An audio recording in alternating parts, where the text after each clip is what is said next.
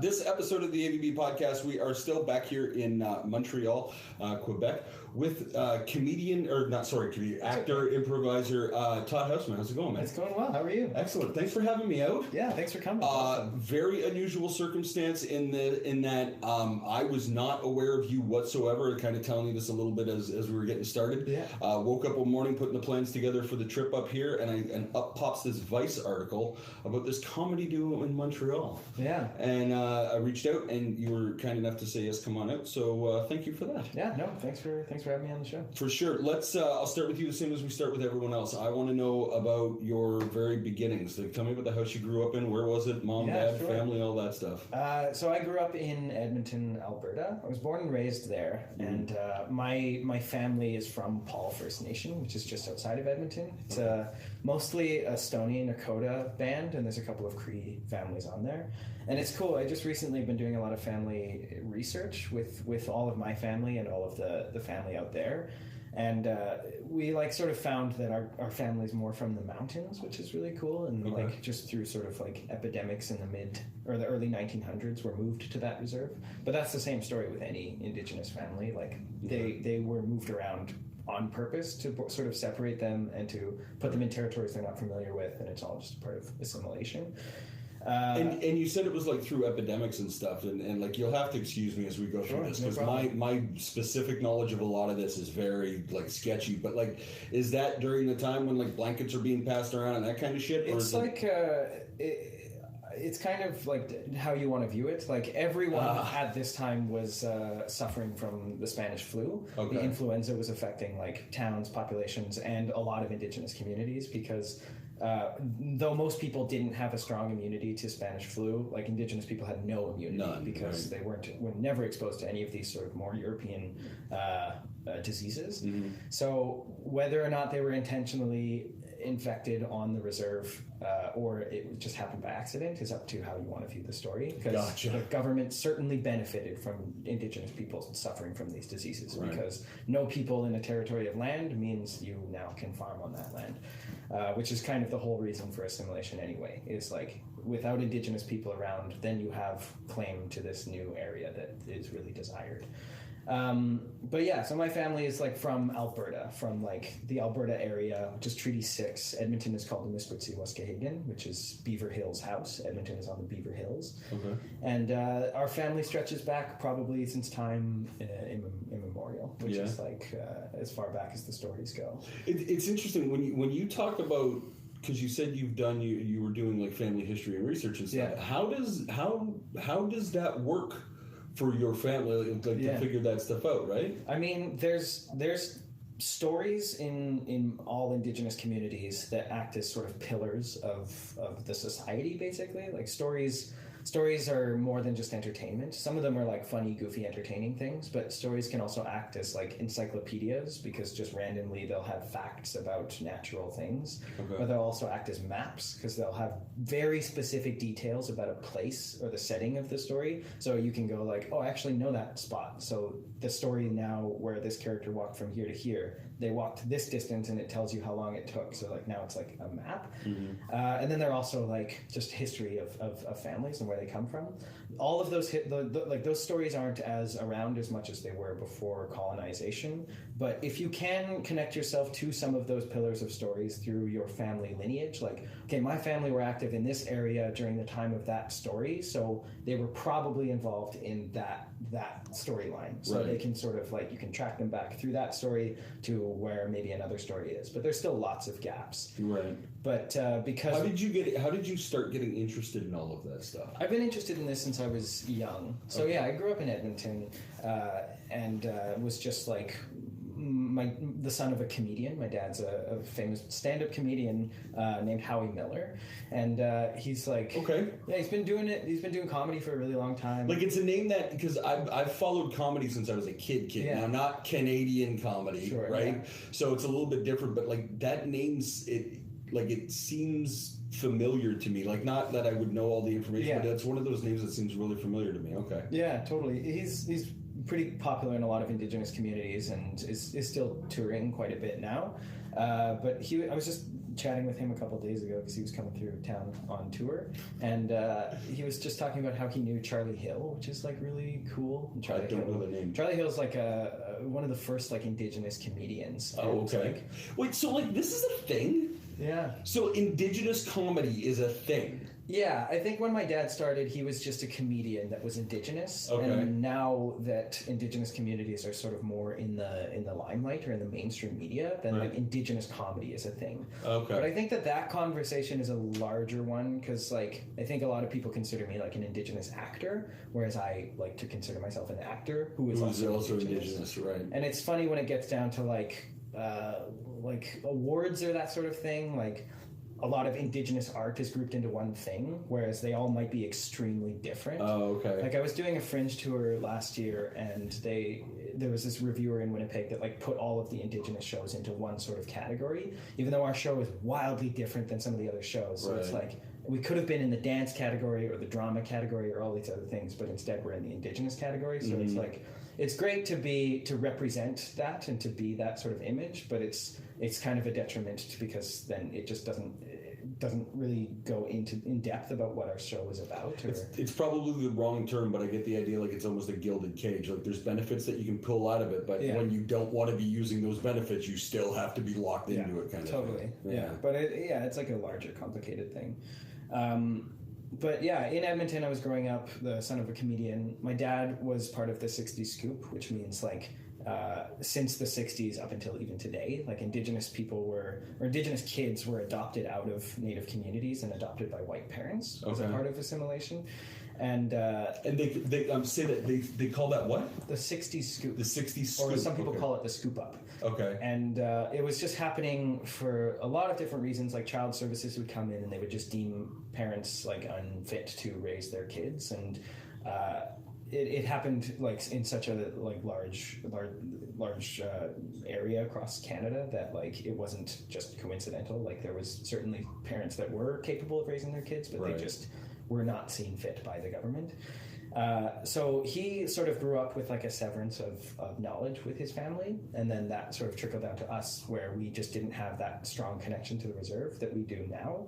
And now, like, because I'm doing all of this research with my family, like we've reconnected with that side of our family in a pretty intense way, which is great. Talk to me about that. What do you mean? Like we've always known that we've had family on the reserve, and we even lived there once when we were kids. But growing up in the city, we just didn't see that side of the family a lot. But now we do, and I feel like there's like a stronger bond there.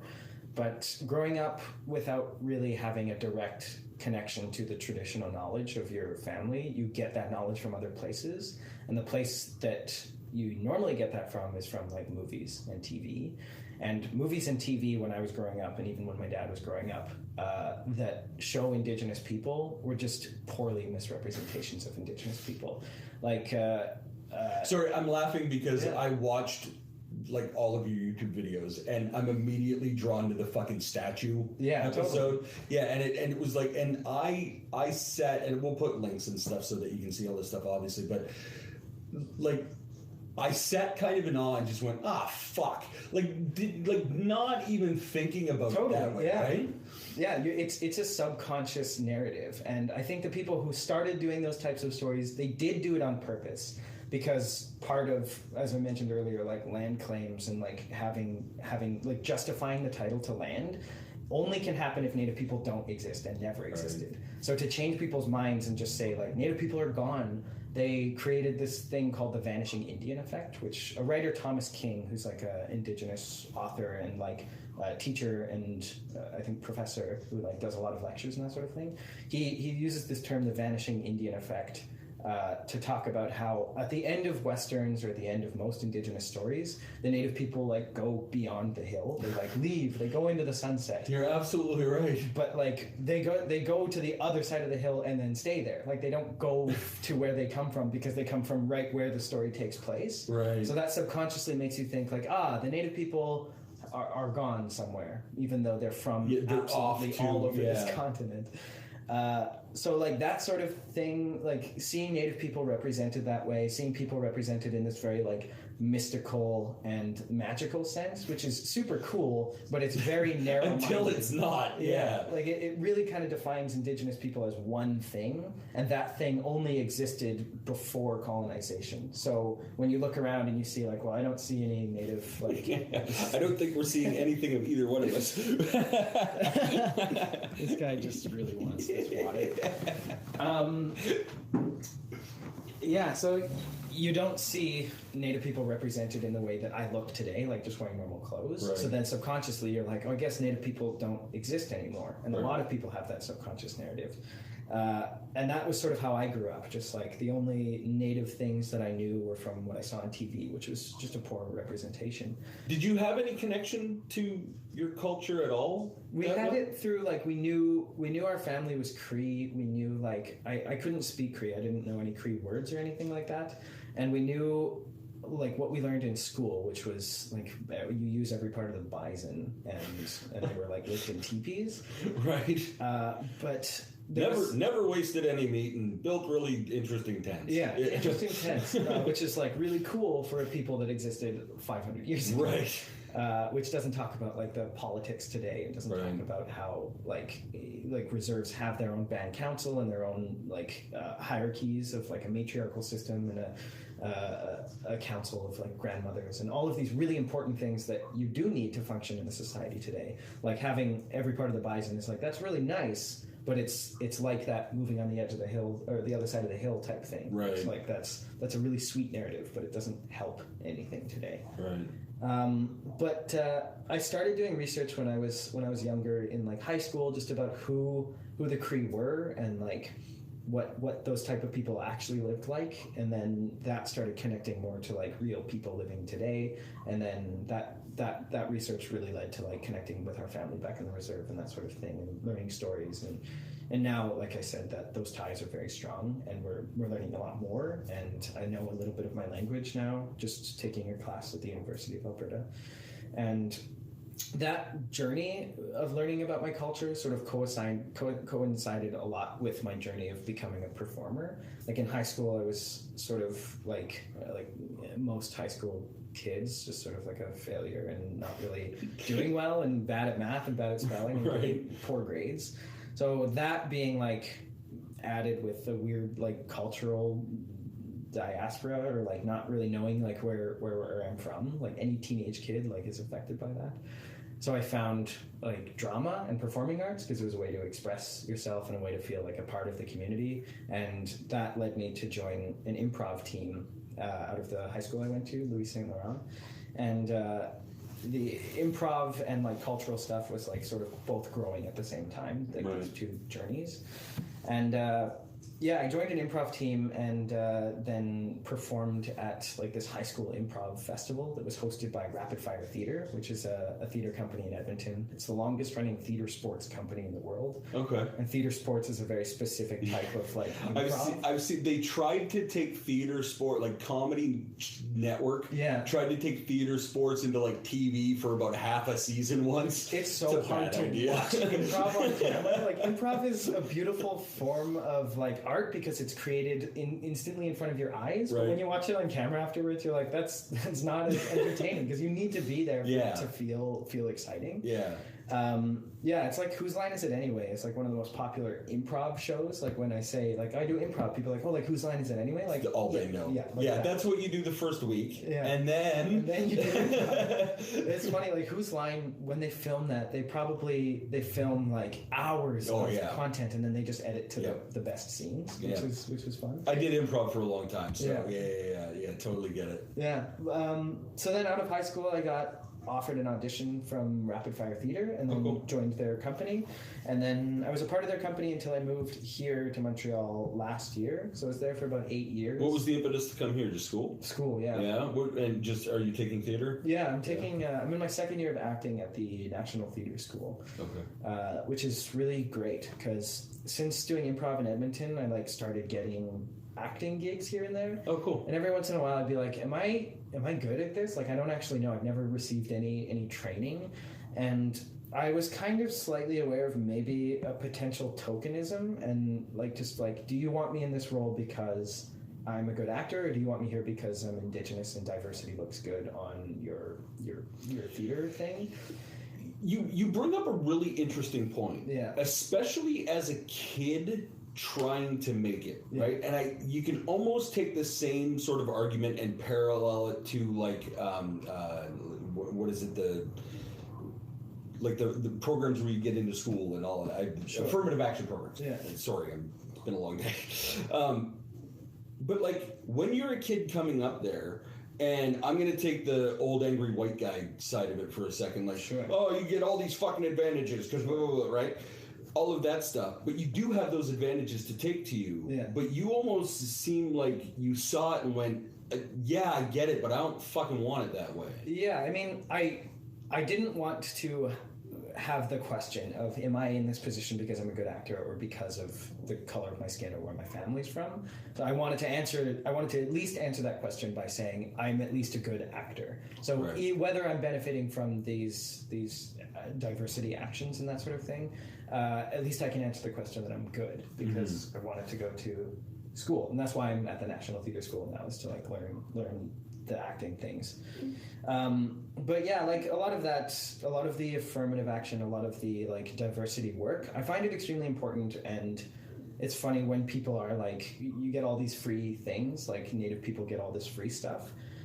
In reality, like none of it is free. It costs everything. It costs absolutely everything. And the amount of suffering that is connected to like almost every Indigenous person alive today knows someone who was in residential school, who like one of their parents, and knows someone who has suffered from some form of systemic oppression. So let's do this because and I've got the standard fucking white guy from southwestern Ontario mentality and viewpoint of all of this stuff. I heard about residential schools. I kind of have a basic idea, right?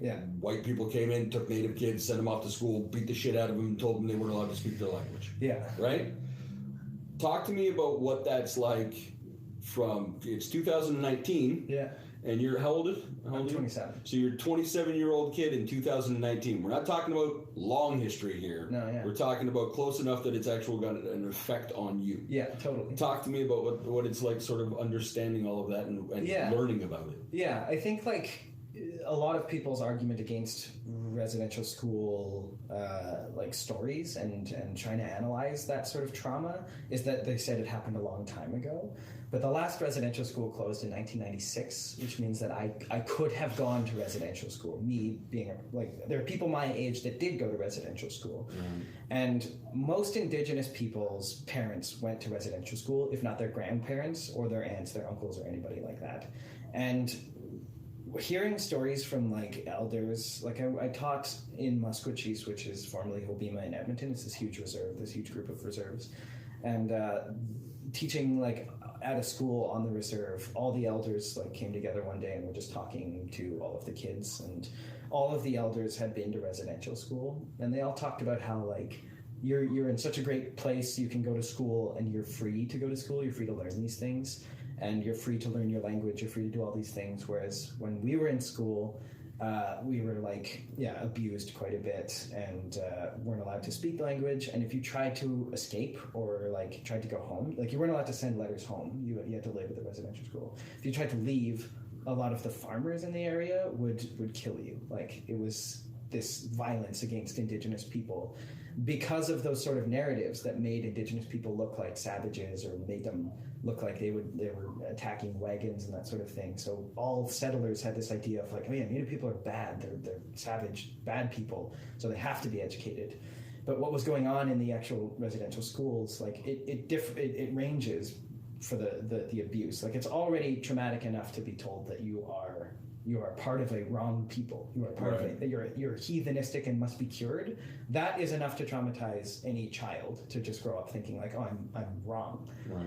But then to like the extreme of the abuses that happened in there, which I won't really get into, but like just the worst possible things are enough to really traumatize people. Right. So whether you are part of like a little bit of the trauma or a huge part of the trauma, that really messes you up as an adult. I mean, most people today who go to therapy at all, like try and track back their traumas to like, oh yeah, my dad yelled at me that one time, right. which is enough to make you anxious in society.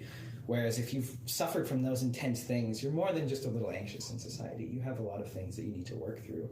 So that certainly was felt through like my family, like felt by me just by knowing like oh, I might not be right, like I'm not part of the right thing, mm-hmm. which is enough to really confuse any Indigenous person. And most Indigenous people suffer through like questioning if their existence is justified or if you should do things, which is like complicated and weird, but like that is sort of how the effects of residential schools affect me.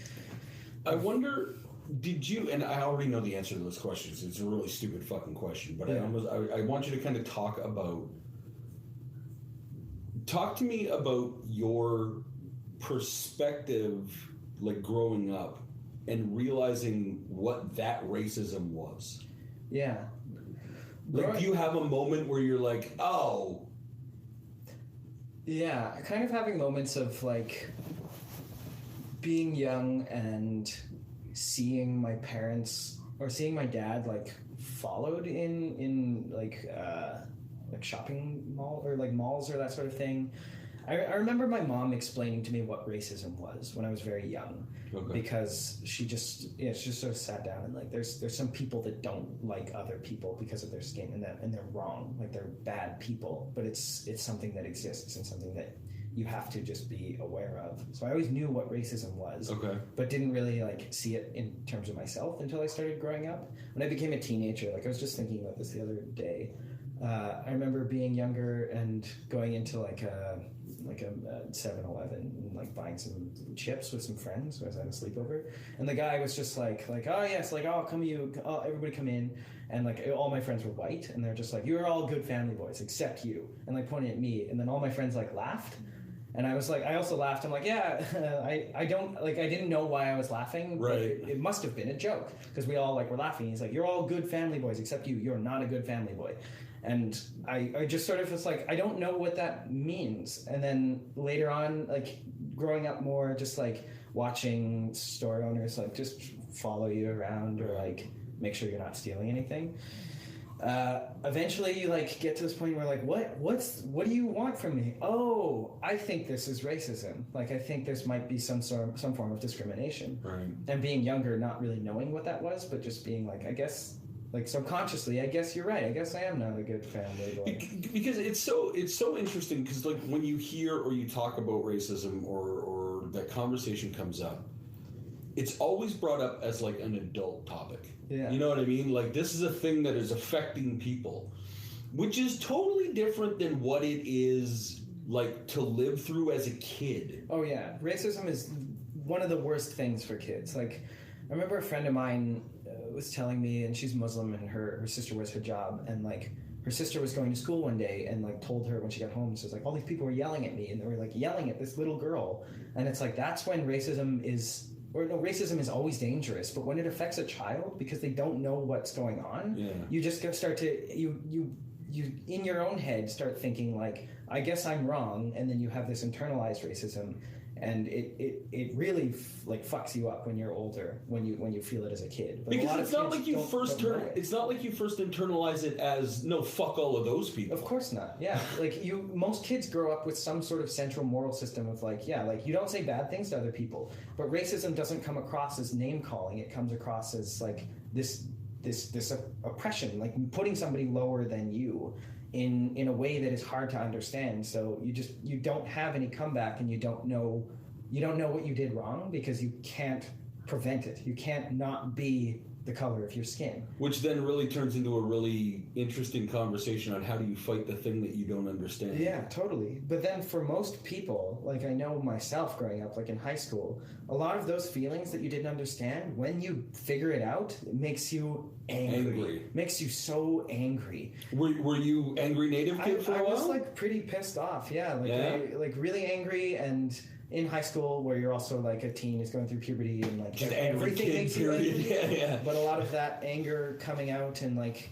seeing other kids be racist and like not really knowing how to deal with it. And I think like my path like of anger, like I sort of didn't express my anger in a way that was like harmful or violent. It was like through comedy and like jokes, and which is the same way my dad like survived, which he became a comedian because he was like, I was one of few Native kids in my high school. My dad was the one Native kid in high school. Okay. So then all of those other kids like pure survival method. Yeah, what they see in movies is like savages and shit. So then they just all put that on one guy. So my dad's survival was based on him just being able to make jokes, being able to make people laugh.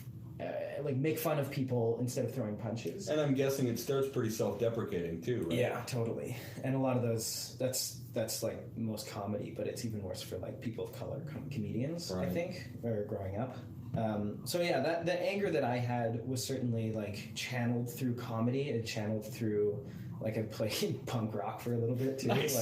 Like played just listening to metal in my room and like just being an angry kid with having this extra little anger of like racism on top of it. But then growing up was able to channel like I do today a lot of those that anger and that frustration into comedy and satire and trying to make humor the social lubricant for explaining this argument, because explaining this is not as easy as it is to like a racist. I can't have this conversation with a racist, right? Because I feel like they already have so many biases, and I already have so many biases. We will not be able to communicate with each other. Right. Whereas I can introduce some of those ideas through comedy because there's laughter involved, and it's is there almost a part of it for you where, because like the way you just talked about the way you just said it is like, if I'm talking to a racist, I can't explain it to them. But like, if you're going to try to have this conversation, you don't know who you're talking to. Yeah. But if you put it up on a stage, it doesn't matter who you're talking to because it's not a conversation. Yeah. you get to tell all those ideas to a huge group of people that don't really have any say in it. I mean, sometimes in improv, people will beak you off or whatever, but they have other ways to sort of tell them to fuck themselves. It's interesting that you went improv too, of all the different ways that you could go at it. But was your dad an improv guy? Or my dad's a stand-up comedian. He's a stand-up. Yeah. And when I was young, I think most kids are like, I'm going to do what my dad does when they grow up.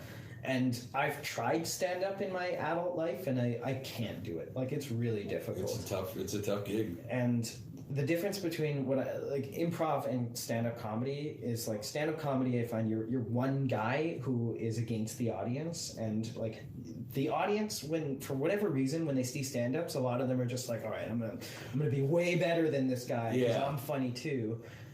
Which is so tough for one person, and like power to all the comics that can stand there and just do their thing and be able to just counter that energy, which is really difficult. Whereas improv is like, we're all making this thing together, and it's not just one of me. So at any point, I have like another scene partner that we're both in this together. So it's not us against the audience. Right. It's us are all making comedy together. And I found that as just like a really positive way of making jokes. Yeah, it's way different because you have other people you can lean on, and like when you are having them, because like it's improv, so everybody's going to burn tonight, and even if you get the biggest laugh, at some point somebody's going to look at you like, what the fuck are you doing? Totally. Yeah. Yeah, and it's you're supporting each other. You're saying yes. Like as I started doing improv, I realized like in improv, saying no is like a block. It's really hard to continue a story if somebody says no. But in reality, like when you're like, hey, can you get the door for me? And someone's like, no, and it's like a joke.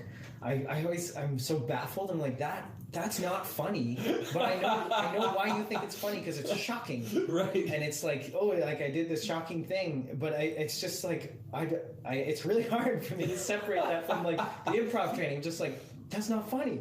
Get the door for me. Like, that's hilarious. That's funny.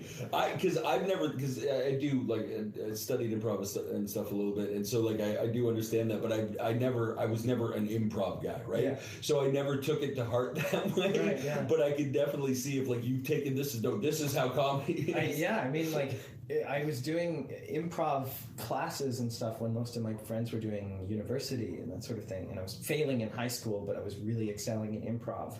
and drama and that sort of thing. So that was my education. Were outside of the entertainment side, what kind of kid were you? Like, were you a go-getter? Were you up in people's shit, or were you kind of kept to yourself? I was kind of a quiet kid, I think. I kept to myself, and I played a lot of Lego as a kid. Like, I loved, like, just sitting in my room playing Lego. I have 3 other brothers, and we all played Lego, and we all played with each other. Right. But we moved around a lot when we were kids. Like, I think I counted, before I left my parents' house, like before I moved out, we moved maybe 14 times in my life. Wow. And my older brother moved even more. And that was just based on, like, poverty. Like, we were a really poor family, so we just, like, sort of moved from apartment to apartment. And eventually my parents, because they were really young, they had us in high school. They had me and my older brother in high school, and my 2 youngers after. And it was really hard for my dad to keep down a job, because I think there was a lot to do with racism. Like, he would go into a job application or go to apply to a job. Let's hang on. He's a stand-up comedian. Yeah. He didn't have a lot going for him outside anyway. There's a certain personality with comedians. You have to be the type that is not holding down a regular job. Oh, yeah. I mean, I think there's certainly, like, there are a lot of stand-ups that have, like, another job as well. Yeah, fair enough. Like, just trying to keep things going. But my dad, I feel like, out of a necessity, needed to become a stand-up comedian, or needed to be paid for this, because could not get a job anywhere Couldn't find anything else. And it was really hard for, like, a family to, like, support themselves on a comedy salary. Right. But eventually my dad just kept at it and, like, persisted, and throughout all of the shit that was thrown at him, like, was able to just continue touring and then get bigger and bigger and bigger, and then became, like, a pretty well-known dude, like, performing at Just for Laughs all the time. And now he tours in the States and in Canada. And my parents were able to, like, really, like, every house that they moved to at one point just eventually got a little bit better and a little bit bigger and bigger, and then now they live in, like, a pretty huge house in Edmonton, which is really sweet. It's interesting, because you don't get to hear that story from kids very often. It's either they saw their parents, like, just as poor, or they saw their parents after they succeeded, but very few kids get to be there during that transition. That must have been, like, there's a lot of lessons you had to have gotten through that. Yeah, I think so. I think it was always wild in high school hearing peers just be like, I fucking hate my mom. Just like, how dare you? Like, how could you say that? Because I think our parents and us, like, our whole family, we were always in the same boat. So that really, like, keeps everybody really solid and really strong. And yeah, I think, like, there's just a little lesser of an understanding when your parents are, like, really, like, secure and can just give you everything you want. Mm-hmm. When you understand why you can't have that toy, it's like, I know I can't have that toy because we don't have any money, because my dad is having a hard time getting a job because of, like, this systemic thing. Like, those ideas, even if I didn't understand them as a kid, right, were certainly around. So there's just an understanding of how society functions in that sort of way. Do you know your dad's, not that he's got a specific act, but do you know his comedy? Yeah, I haven't heard some of his more recent stuff. Sure. Like, I haven't been to a show in a little while, but I remember being a kid, like, kids would always ask, like, do you know any of your dad's jokes? I'd be like, that's not how stand-up comedy works.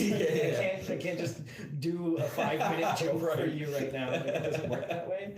But I mean, like, did he tackle that as his? Yeah. I mean, one of his jokes that when kids asked, I could at least tell this joke, and it was a profound joke for a lot of kids, because I always got them, and it was really sweet.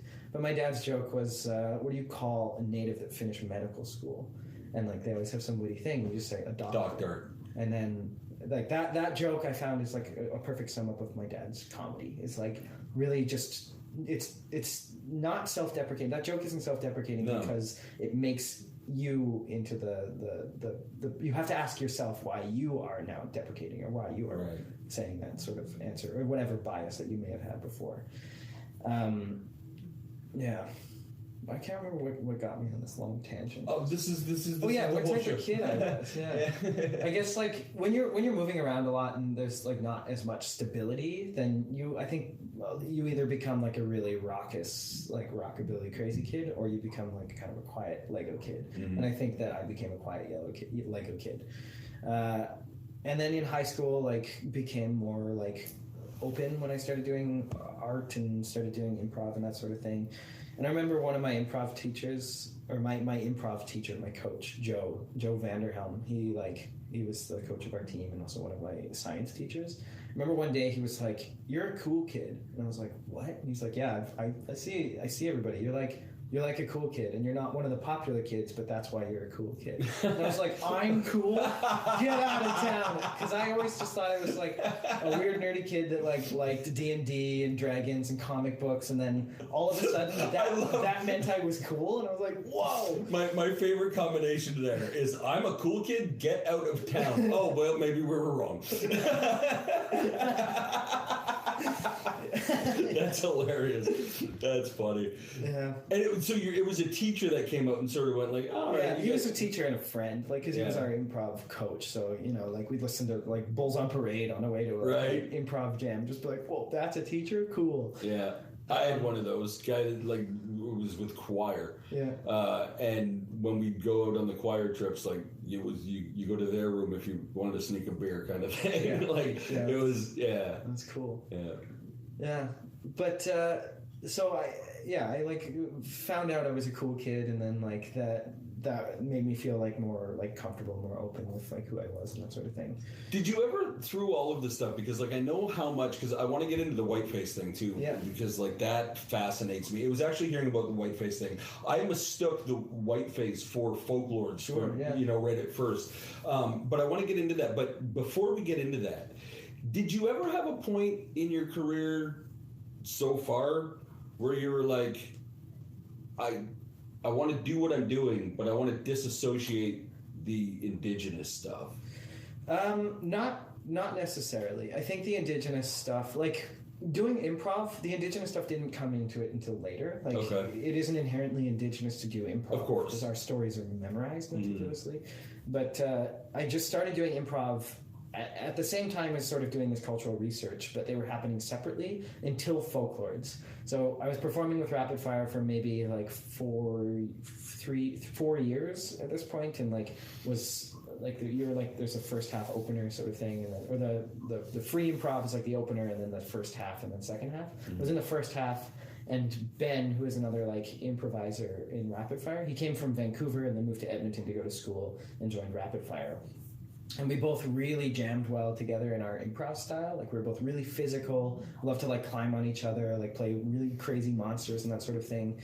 And he was like, "We should do an improv thing," and we were trying to figure out what it was. And it was well, we both really have a lot of stories and a lot of content in both of our cultural backgrounds. And at the time, I was pretty openly. And what's Ben's cultural background? Ben is Russian Jewish. Okay. His family immigrated from Russia, and he was born 10 days after. Oh, okay. So his ancestry is Russian and old country shtetls in Russia and that sort of thing. I was already the Indigenous guy at Rapid Fire and pretty proud and pretty confident with who I was at this point, but I didn't have a way in of introducing the two art forms. But then this was finally a way to do that and teach, or be able to do Indigenous stories and improvise them, while Ben did his Russian Jewish stories and improvised them. And we created Folk Lordz, which is what the Vice thing was about. Right. So talk to me first about Folk Lordz itself. Yeah. So it came out of Rapid Fire. Yeah. And then how did it become its own thing? In Rapid Fire, there's a long form night on Saturdays, and that teams play their style of improv. So we created Folk Lordz as a part of a long form festival called Bonfire through Rapid Fire, and so we just did this improvised play that we were sort of jamming with, and we really liked it, and we wanted to take it further. So we wanted to become an improv group that would now tour. But we really wanted to do it right and make sure that we put a lot of research and work into Rapid Fire, into Folk Lordz. So we went to Yellowknife and we did storytelling research with a bunch of Dene elders, because there's there are storytellers in Alberta, but because stories need land in order to make sense, like the context of the story makes way more sense when you have the traditional land that you are on. But as I mentioned earlier, like our families were separated and people were moved around, and most of Alberta is like squares. When you're flying over it, you can just see like squares, and it's not what it used to be. So the severance from the land is harder to connect to those stories. Okay. Whereas we heard from Yellowknife, like my dad had been there before and was talking about these elders that knew these old stories, like really, really old stories. And so we wanted to go there, and it made sense that they had those old stories because a lot of the Dene still live on their traditional territory or close enough to it that they can say, like, this rock is here because this trickster made it in the story. They were lucky enough to live on the land that nobody really fucking wanted. Yeah, anyway. I mean, like, the people went up there for, like, mines of oil, and a mine, like, takes up a huge amount of land, but less than a massive farm tract. Right. So they got to stay in their territory. But mines are still really destroying, like, the lake water. And there's enough arsenic underneath the Yellowknife to, like, kill the world 4 times over if it ever is released into the atmosphere. Oh, well, that's good news. Which is wild. And, like, the mines are always like, it won't affect the water, it won't do anything. Like, there's so much arsenic down there. How could it possibly not affect the land? But we did storytelling research with these elders, and we like went to different communities. We went fishing on like the frozen lake, and it was the coldest I'd ever been. But we learned a lot about how to tell stories and why to tell stories, and it really enhanced a lot of what Folk Lordz was. What was the biggest thing you took away from that? We took away like why stories are told, and you tell a story. Like an elder was talking about this teaching, and I'm no elder, so this teaching is not going to be like perfect. But like when you're telling a story, when you can see the story, like your life is like a line or a road, and at one point you just turn around and you can look back on all of the different experiences of your story, and that if you ever are lost, you just turn around and you look back at your story, and then that should in there somewhere be a lesson to help you continue on down your path. Okay. So that's like improv. That's like if you do build enough of a stronger platform at the beginning of your scene, you can continue the story because you've already done all of this work, these details as a part of a story. That's really interesting. So it really helped me like connect like improv, this thing I really love, and my culture, this thing I really love. They can feed each other, and I can now. I sort of realized that like in my indigeneity doesn't have to be separate from art. It can influence everything I do, and it does at this point. Like I like thinking that I do comedy because Cree people are known for how much they like to make people laugh and how much we like to laugh. Really? That's a thing? That's like, if you ask any Cree person, they won't tell you like, oh yeah, it's like how long your hair is or how many feathers you have. Like, it's none of that. It's like, we like to laugh. Okay. People love laughing.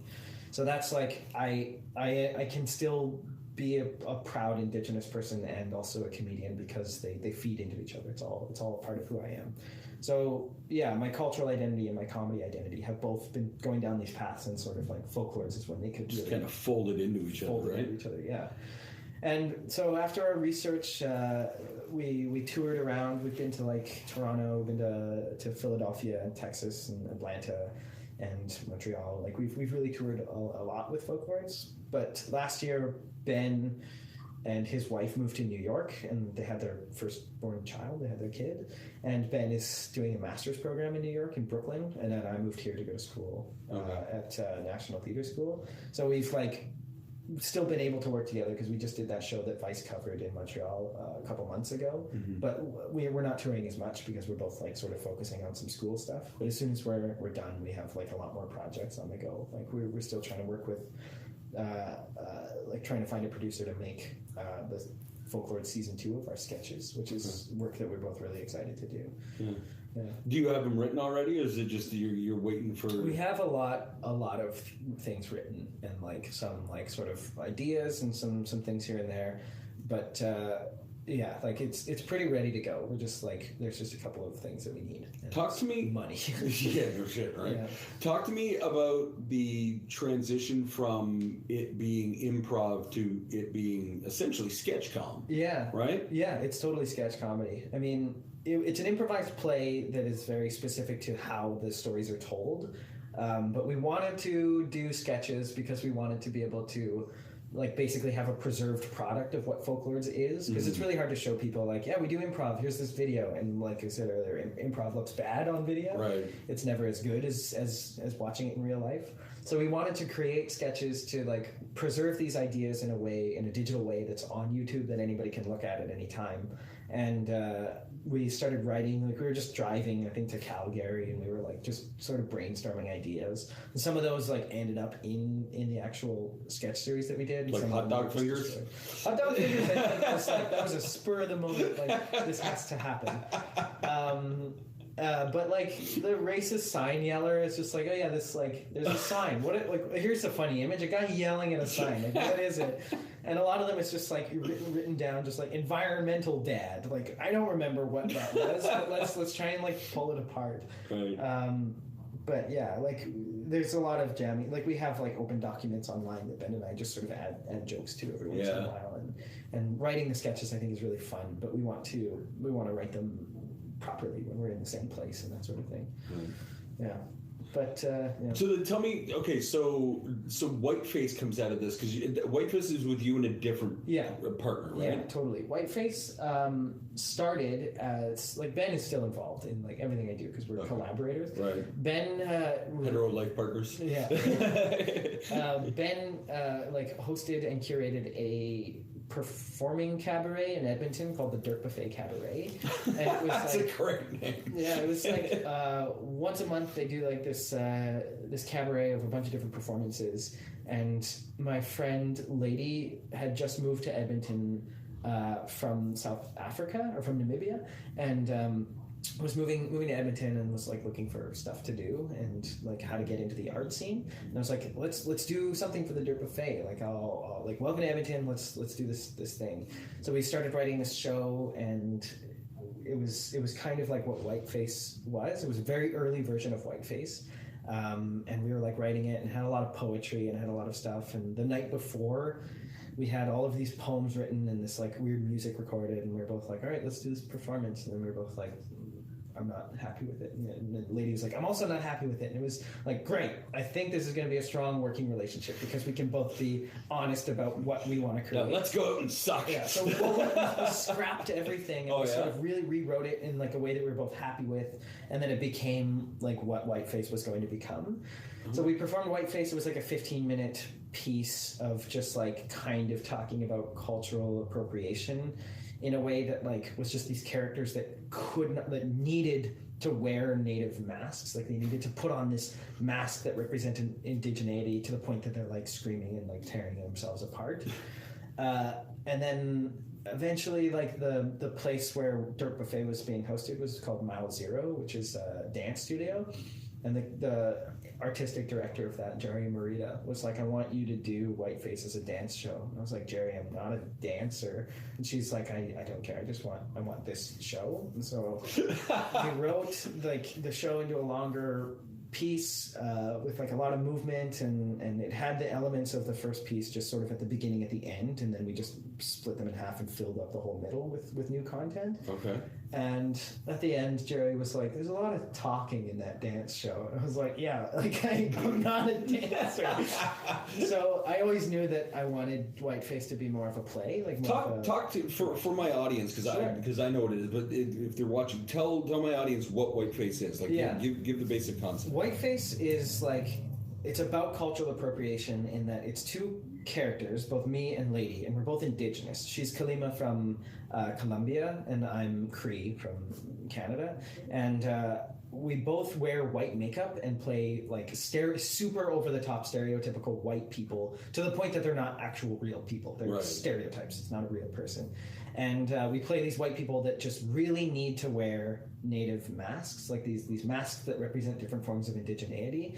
And when they put on the masks, they do these different dance sort of sequences that really show the negative effects of cultural appropriation and sort of what I was talking about earlier, like the vanishing Indian effect is a huge part of the show, and we show that idea through movement and through text. And eventually they put on these huge masks. I mean, there's one of them up there, which is like a different version of the mask that I performed in the Fringe show. Right. I now have 2 sets of these masks. So nice. I have a bunch of these masks. But yeah, it's just about these people's need to appropriate or to wear other cultures. And it's a live stage show. It's a live stage show, right? And are you still performing it, or is the run done now? It's we're not tour we did a Fringe tour last summer where we went to Winnipeg Fringe and Edmonton Fringe. And we're still doing it. We're going to do it in Saskatoon at this Poetry Arts Festival in May. Oh, okay. And I got an offer to do it in Vancouver, but I'm in school that last week, and I was like, I really would love to do this. This is a great opportunity. And they're like, no, you need school. And I'm like, well, it kind of sucks that this thing that I'm learning to do will lead to doing shows out in the real world, but right now I just can't do both. Right. So we have to say no to Vancouver, but we're still going to Saskatoon, and we have a film project lined up in Edmonton this summer as well, where we're going to film the sort of staged version of it. Oh, sweet! Make it into a 15-minute short film. Oh, okay. Which is really exciting. How long's the play? The play is 45 minutes. So why are you going to 15?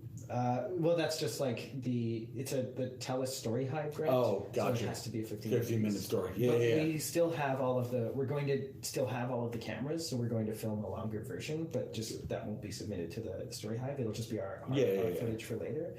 And it's 45 because the show was 30 minutes when we made it as a dance show, and most Fringe shows are like 45 to an hour, and we added another 15 onto it by adding like new mask characters and stuff. But I love a 45-minute play. When I'm going to see any play, if it's longer than an hour, then I know I'm going to get bored. So I wanted to give the people what I enjoy. This is not bad when it's your gig. You're done in an hour. Absolutely. It's a super physical show too, so we're exhausted by the end of it. But yeah, that's what Whiteface is, and it's a show that I created to talk about more heavy issues than the comedy, because there's comedic elements to it, but it's pretty intense. Like, it's an intense show. Is there any part of you, because and you'll have to, I'm gonna use a bunch of stupid terminology for a second, but you will probably get lumped into the social justice warrior category. Sure, totally, right? Yeah. Is there any part of you that sort of rails against that, or is it just like, no, fuck it, I'm in? Yeah, I don't identify as like a social justice warrior. I think that's a loaded term now. Yeah. But I see nothing wrong with being aligned with that group. I think it's complicated because left versus right is such a hard thing. I'm certainly on the left in terms of my political ideas, and I want to create work that is not racist and hateful, and if that makes me an SJW, then call me whatever you want. Right. But I wanted to be lumped into that category when I wrote Whiteface, and I called it Whiteface so that specifically I wanted to attract racists. I wanted people to be like, that's racist and offensive, and then come to the show so that they could be a part of that audience that is just listening to this one. So it's not a conversation. It's still a big deal to you. You want to talk to the fucking racists about this. Yeah, and I do, and I wanted them to come see this show, but I think a lot of them never would. I mean, there was a little bit of online content where people were like, this is offensive. If this is not racist, then blackface isn't racist, and it's see the show and I promise you your mind will be changed. Right. But it's harder to have that conversation with those people. I don't go on Facebook comments anymore. I don't go on online, because a lot of that stuff is just people who can hide behind a screen and yell about all of this hateful garbage. It becomes so clear that they're just talking about a talking point and not talking about what you're doing anyway, right? Totally. Yeah. They've made up their mind, and I think it's really important when you do have an intense political idea is that you need to be able to ask yourself the questions that would change your mind, or ask be aware of the argument that is against yourself. And you gotta, what is it, steelman? You gotta steelman your argument rather than straw man, right? Yeah. I hate people that throw up arguments that are just so that you're not even arguing what I'm talking about. Yeah, totally. You're just making some shit up in your head. Yeah. Okay, so as you're coming through with this process, have you had any? No, nobody openly was a racist that I know came to see our show. And if they were there, then they haven't said anything. There was no conversation afterwards. We invite people to come and talk to us after the show, just to keep the conversations going. We had 2 people walk out at one point. I think there's maybe been more walkouts over the show who just sort of once it starts, they're oh, actually, This is not for me. But I mean, that's comedy, right? Yeah. That was the goal, is to get people on an opposite side of this idea to come and see this show that is about this argument, and presented in a way that is not just it's not just argument. It's not it's an in-depth picture of what it feels like for cultural appropriation. Right. Because if you look at the characters and say oh, that's racist and you're misrepresenting me, then it's exactly. That's what I'm saying. I'm doing that on purpose so that you see that is happening all the time to Indigenous people or people of color. And when we say we're being misrepresented and this is offensive, then people are it's not offensive, you're just a crybaby. Yeah, you're just and it's okay, well then come see my show and see how it feels. That's sort of just flipping the narrative and trying to flip the perspective, because it's more than wearing racist costumes is offensive. It's not about it being offensive. And being offended is not, in my opinion, it's not a weakness. It's I'm not offended because I'm oversensitive. I'm offended because I'm pissed off, and I have many reasons to be pissed off, because since I was a kid, I have felt this intense frustration that I've dealt with in many different ways to get to the point of telling comedy, and then finally people just sum up all that work with you're oversensitive. I'm man, that's really not that's you're really missing not a lot. what is going on in reality. So yeah, a cultural appropriation is a damaging thing because it reduces Native people to just one specific image without us being able to progress into more political and solid things. Talk to me, because the cultural appropriation idea, because that argument is, whenever I hear the both ends of the argument, we're getting dangerously close to good people on both sides, whatever. But when you hear the argument for and against cultural appropriation, and the steel man arguments, not the straw man bullshit, but there's a real honesty about the world is better because we're able to absorb other cultures. You know what I mean? I can take from you and take the best parts of you, and you can take the best parts of me, and we can create something better. So long as it doesn't damage, so long as you're not taking a vital thing from one and then them suffering because of it. Right. And the legacy of colonialism in Canada is all taking from Indigenous people and none giving back. So when I do talk about cultural appropriation... Wait, casinos... Sorry, I had to be that asshole for a second. Sure, yeah. I mean, cause wealth disparity is totally a thing. If one group has a casino, that doesn't mean every Native person gets money from it. I always say you can't dress up as an Indian yet, because the yet is the biggest part of it. It's not no, this is never allowed. It's no, Native people just aren't at the same level of representation in society for it to make sense. You dress up as a Mountie, then no one will say anything because Mounties aren't at risk of dying. Native people, there are missing and murdered Indigenous women in this country that have not been addressed. This is an epidemic. There's an epidemic of suicide rates in a lot of Indigenous communities.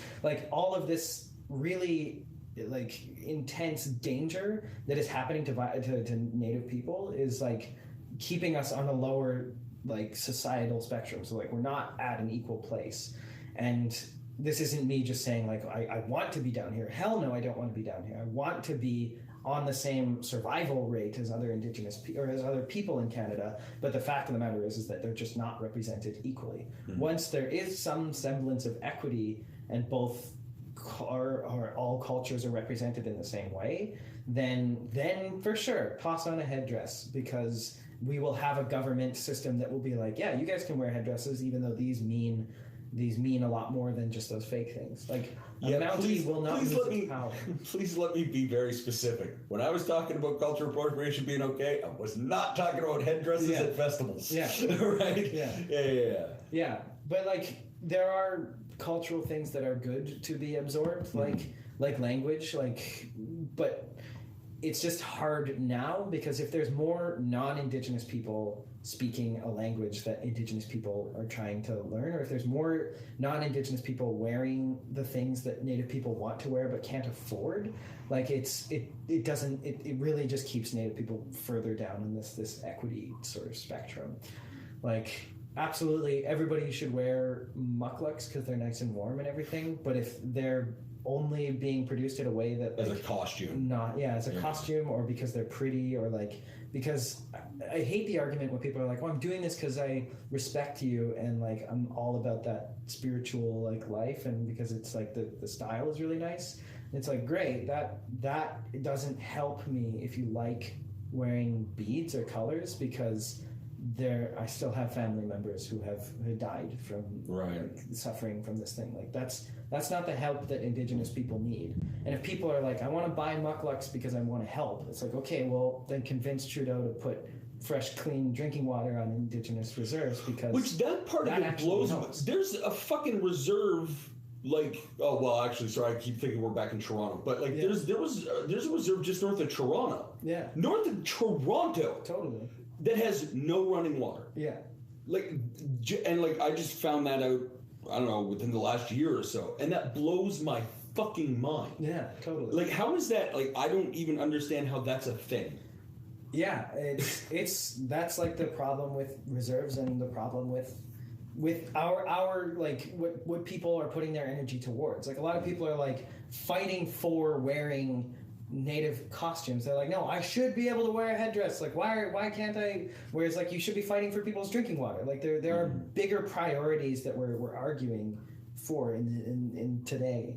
And like, yeah, I don't know why there isn't just somebody going there and putting plumbing on that reserve. Like, that should be every community. Like, if that was happening in a town, not a reserve, like, of course there would be government money just going straight to that town immediately to get them drinking water. Now, you said you didn't spend much time on reserves coming up at all. No, not in, like, when I was a really little kid, we lived on the reserve, like when I was, before I could remember anything.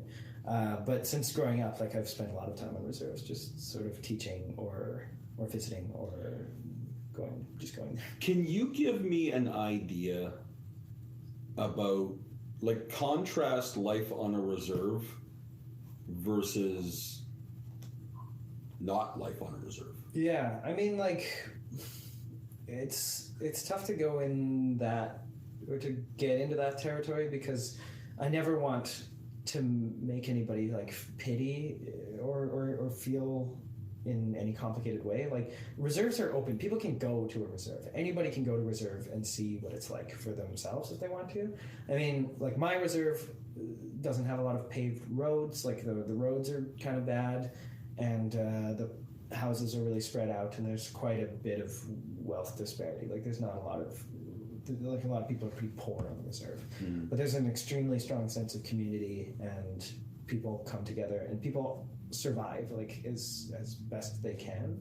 But there's oil pipes, like, everywhere. There's like oil industries that come into reserves, and like pipelines and Indigenous communities is such a complicated thing, because when reserves need drinking water, they're like, we need drinking water, and we need money to afford that drinking water, and the government isn't giving them any money to build their like sewers or their water systems or anything. One of the only things that do give communities money is pipelines. So then they sort of are put into this place where they have to take money from oil companies. That seems like it's pretty systemic. Yeah, and they put these like pipelines on the reserve that like they destroy, like, when they leak, they destroy huge areas of land, and then there's less animals. Like, a lot of people on reserve hunt because they have to, because they can't afford to buy groceries. So hunting is a huge part of most Native people's life, and when you have all of this like oil shit everywhere, it's really hard to keep hunting because there's less animals. So yeah, there's like this weird thing where like some communities support pipelines, but only out of necessity. And it's the same since like reserves were created. They're like, they took the schools on their communities, but they needed it because they needed to eat. Because if they're like, we'll build a school, all your kids go here, they eat every day, then like, well, we're starving to death, so yes, bring the school. So there's systemic ways that the government has sort of really kept Indigenous people on this lower bracket. It's interesting too, because we're kind of going back to the schools and stuff, but if you think about, because when the residential schools idea gets brought up, and thankfully it is being brought up more now, But when it gets brought up, you almost sort of just think about it as like, oh, that horrific period in that person's life, da da da da. But it's so much more than that, because you got to start adding on to the fact, like you grew up sort of hearing about it and being angry about it. Your dad went through whatever his experience was, but like for every one of the kids that would grow up in that system like you that would just come out angry, there was like one kid that came up going like, no, that was the right thing, and now you and me are at odds. Yeah, I think there's few kids that were like, that was the right thing. I mean, there are some people that are like, that was the right thing, but I've never had a conversation with any of those people. So that's not a thing? Yeah, if they're around, then I'd like to meet them. I almost think it might have been a thing like before your like a couple of generations, but like when you talk about your grandparents, like at that point, because those kids did, like you've come from a point where you have the perspective. Yeah. But if you go back and like you talk about, you're being told you're wrong. Yeah. Well, if you have nothing to compare that to say, oh wait, no, I'm not. Right. Then I can imagine anyway that you would end up in a spot where you're like, oh no, I agree with the suppressors. Yeah. You know what I mean? Yeah, I guess like that type of those people exist and must exist, and it's like I don't ever want to tell anybody their beliefs are wrong, and I think like anybody can believe anything as long as it doesn't hurt any other people. Mm-hmm. But when it does start to hurt other people, that's when it's like it's getting out of hand. But yeah, certainly I'm sure there's a lot of those people that exist, but it's the fact that residential schools have harmed Indigenous people is just such like it's so true that the folks that aren't harmed by it are like, good, that's good for you, but still our collective people have been suffering from this thing since it happened. What is your path going forward here, man? I want to keep acting. I want to keep putting myself on stage so that people like me, when they're younger, when they watch TV or when they watch movies or something, mm-hmm. they won't say, there's no Native people on this TV. This is probably not a thing for Native people to do, and then not do it. I want to keep being on stages and on screens so that people can go like, so subconsciously young kids can say, wow, I actually belong in this field as well. So that I think is what most Indigenous actors do to younger people. Like I remember seeing Indigenous actors on stages and just being like, wow, holy shit, I didn't even know that they existed. And that sort of changed my mind of saying like, I can do this. And the same with like any field. Like in school, there was none of my teachers were Native, so it was like, what's the point of graduating if this is not what Native people do? And I think that's subconscious. I think not a lot of people have that vocally out loud.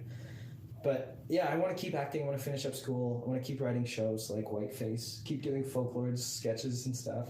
I think it's nice to have a balance of like this comedic cultural thing that I'm doing and this really heavy cultural thing that I'm doing, because I don't want to be just stuck in one world. I don't want to be just a comedian that's not saying the heavy stuff, and I don't want to be just a heavy person that's not making people laugh. Totally get it. Yeah.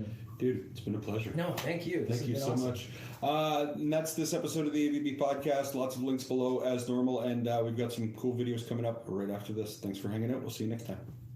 That'll do it for this episode of the AVB podcast. Don't forget you can subscribe to our full audio episodes on Spotify, Apple Podcasts, or anywhere you find your audio podcasts. The full episodes, highlights, and our live off-the-floor performance videos can be found at our YouTube channel, and you can follow us on Facebook and Instagram at the AVB Podcast. Of course, you'll find links to our incredible sponsors and this week's guest in the description below. The AVB Podcast is part of the Border City Network. Find more great content at bordercitynetwork.com. See you next time, folks. Bye-bye.